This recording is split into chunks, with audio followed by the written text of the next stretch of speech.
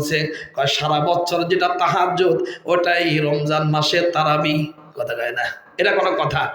সারা বছর হলো তাল গাছ, রমজান মাসে এইটা নারকেল গাছ, এটা কোনোদিন হয়? এটা তো একটা দলিল লাগবে। কিয়ামত পর্যন্ত সময় দেওয়া হলো যে রমজানের বাইরে সারা বছর যেটা ছিল এটা তাহাজ্জুদ, রমজানে এসে তারাবি হয়ে গেছে একই নামাজ। এইটা জিন্দেগিতে কখনো সহিহ হাদিস তো দূরের কথা, অত্যাধিক জাল মন গড়া বর্ণনা দিয়েও প্রমাণ করা যাবে। ভালো করে বুঝেন দোস্তরা আমার, ভালো করে বুঝেন।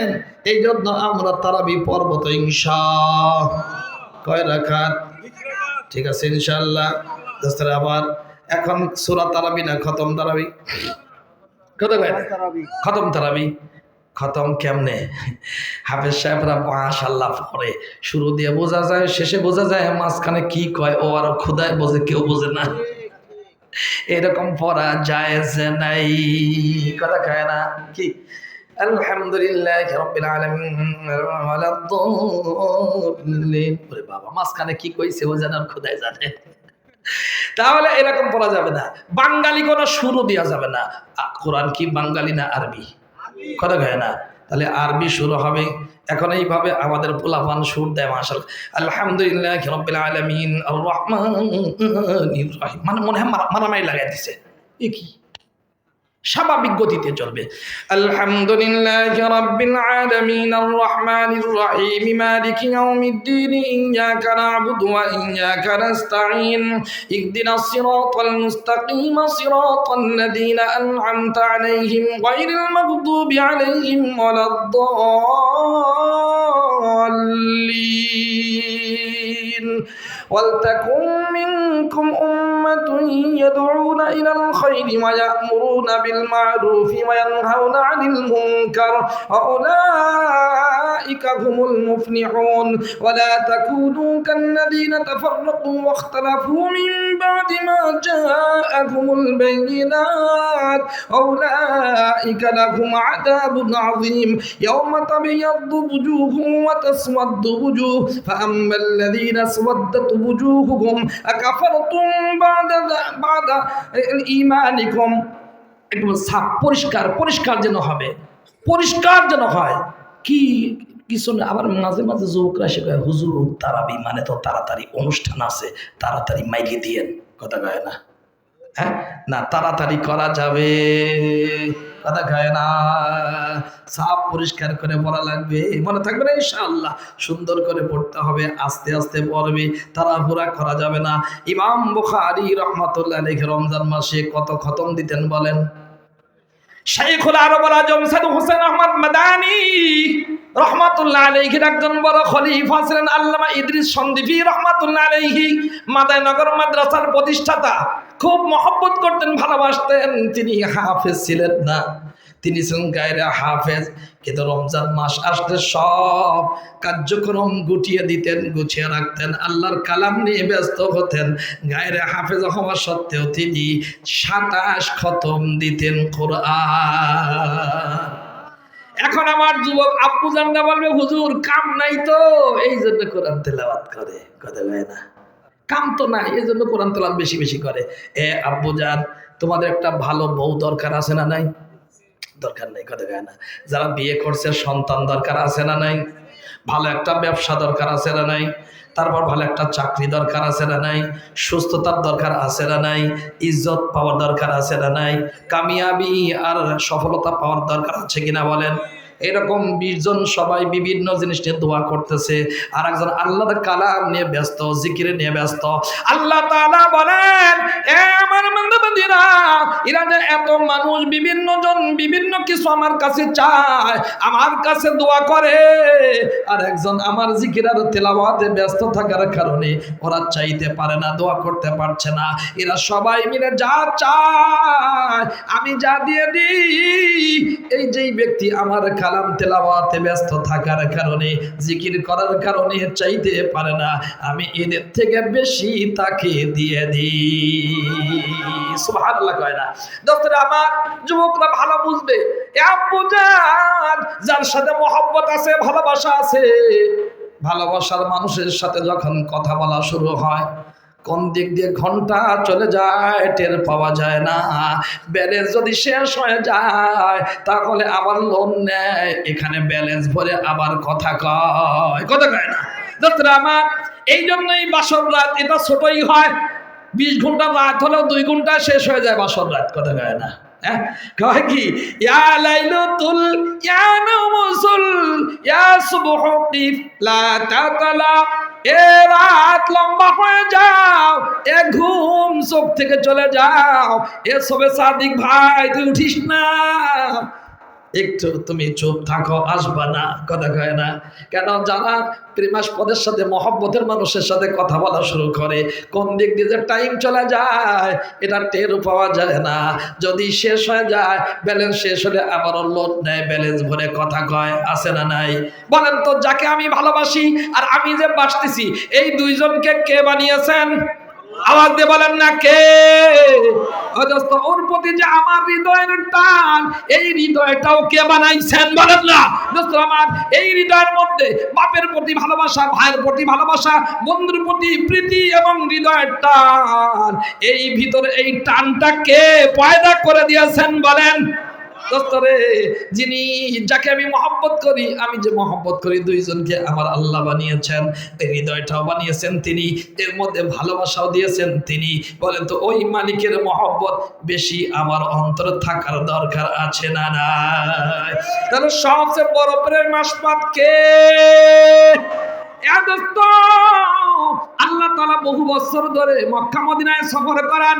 1 বছরে হজের সময় আমি মক্কার জমিন দিয়ে হাঁটতেছি, আমাদের কাজ ওখানে শুধু কিতাব দেখা, বুঝলেন? তোয়াফ করে ইবাদত করে যতটুকু সময় বাঁচে একটু কিতাব পড়ি, দেখি কিনি টাকা থাকলে, কথা কয় না। যাচ্ছি, দেখি একটা ছোট্ট রিসালা পুস্তিকা পড়ে আছে, নিলাম, এটা আরবিতে লেখা। এমনি তো নিচে কোনো কাগজ থাকলে কাগজের উপরে হেঁটে যাওয়া জায়েজ নাই, কথা কয় না, কবিরা গুনাহ। কাগজ যদি ইংরেজি লেখাও কাগজ হয়, এটাকেও সম্মান করা ওয়াজিব, কথা কয় না। কোনো কাগজ দিয়ে ইংরেজি, বাংলা লেখা, উর্দু লেখা, হিন্দি লেখা, কোনো কাগজ দিয়ে ময়লা মুছা জায়েজ নাই, কবিরা গুনাহ। কেন? সব কাগজ এরা কোরআনে কারিমের কাগজের স্বজাতি, কথা কয় না। যাত্রা আমার, এই জন্য ওই রিসালাটা নিলাম, ছোট্ট পুস্তিকা আরবিতে। ওখানে সর্বপ্রথমে খুলি একটা হাদিসের নজর পড়েছে।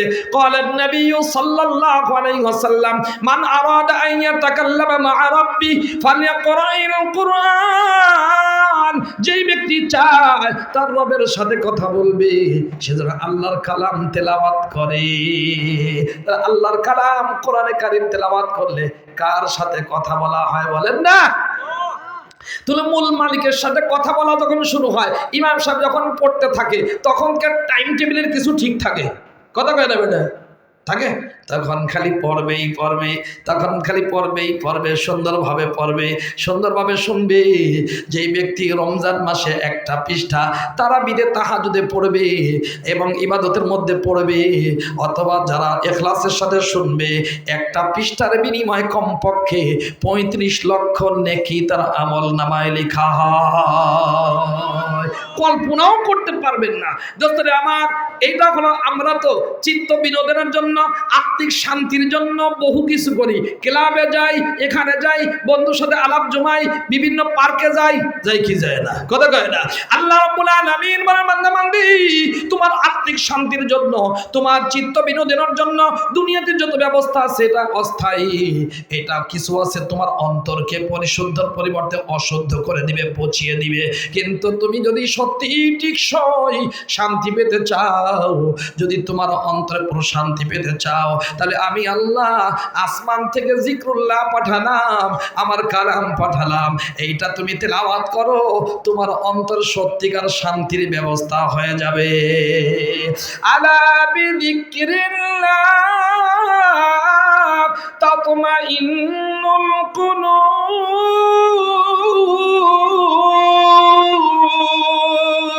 আল্লাহ তাআলা বলেন, জিকিরের দ্বারা, আল্লাহর জিকিরের দ্বারা অন্তর শান্তি পায়। ও দোস্ত, আজকে আমরা অন্তরে শান্তি চাই, আমরা হৃদরোগ থেকে বাঁচতে চাই, হার্ট অ্যাটাক থেকে বাঁচতে চাই, চাই কি চাই না? কারা কারা হার্ট অ্যাটাক থেকে, হৃদরোগ থেকে বাঁচতে চান? হাত তুলে দেখান। লিল্লাহি তাকবীর, নারায়ে তাকবীর, মাশাআল্লাহ।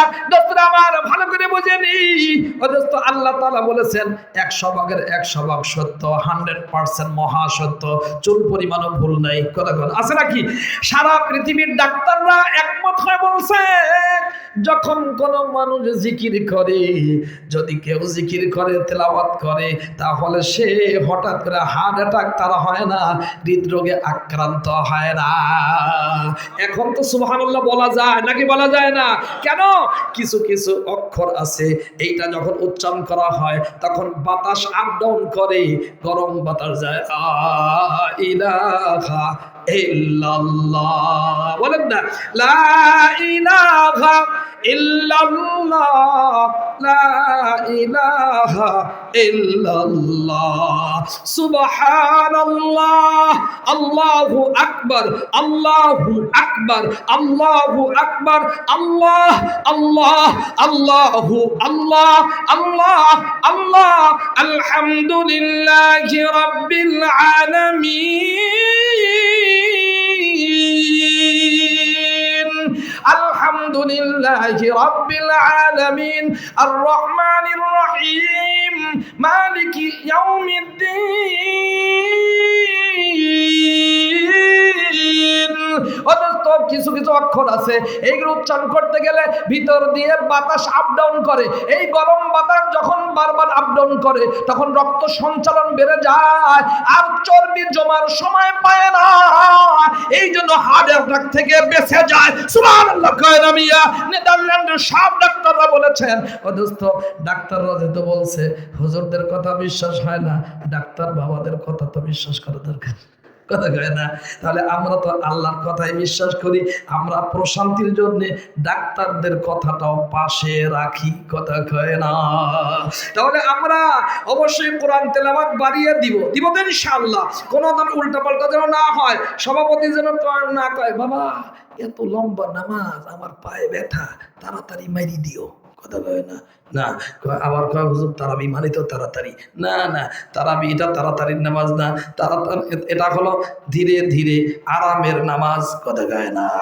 আবার এখানে আমার বাজান মুফতি আব্দুর রহমান জামিল বলেছে আওলাদে রাসূল এখানে আসছে। হায় হায় দোস্ত রে, আমরা যখন 2005 সনে 4 সনে ওইদিকে আসছি, আসার কোনো জায়গা ছিল না। সোনের ঘর না টিনের ঘর একটা ছিল, সব খোলা ল্যাংটা, ওর মধ্যে আমি আর মৌলানা আব্দুল হাকিম সাহেব বয়ান করে গেছি। আজকে সেই জায়গায় কি করে দিছেন আমার মালিক, শুধু মহব্বতের খাতিরে। যদি কোনো মানুষের অন্তরে আল্লাহর কালামের মহব্বত এসে যায়, আল্লাহওয়ালাদের সাথে আলেমদের সাথে মহব্বতের সম্পর্ক হয়, ওই বংশে আল্লাহ তাআলা আলেম তৈরি করে দেয়। আমার আব্বাজান, আমি তখন ছাগল রাখতাম, আমার 8-9 বছর বয়স। আমার আব্বাজান যেখানেই ফুরফুরা হযরতদের মাহফিল হতো, তখন ফুরফুরার হযরত আসতেন, আবু বকর সিদ্দিক রহমাতুল্লাহ কুরাইশি আসতেন, কুতুবউদ্দিন সিদ্দিক সাহেব আসতেন, আহমদুল্লাহ সাহেব আসতেন, মেদিনীপুরের হুজুর আসতেন, জয়পুরের হুজুর আসতেন। আমাদের উত্তরবঙ্গে তবলিগও চিনতাম না, হক্কানি সর্বনাট তো নামই কোনোদিন শুনি নাই তখন। আমার আব্বা জান যাইতেন, তারা বাইরের সবার সামনে গোসল করতেন না, কলার পাতা দিয়ে বেড়া দেওয়া হতো। এদের গোসল করার জন্য পানি দরকার অনেক।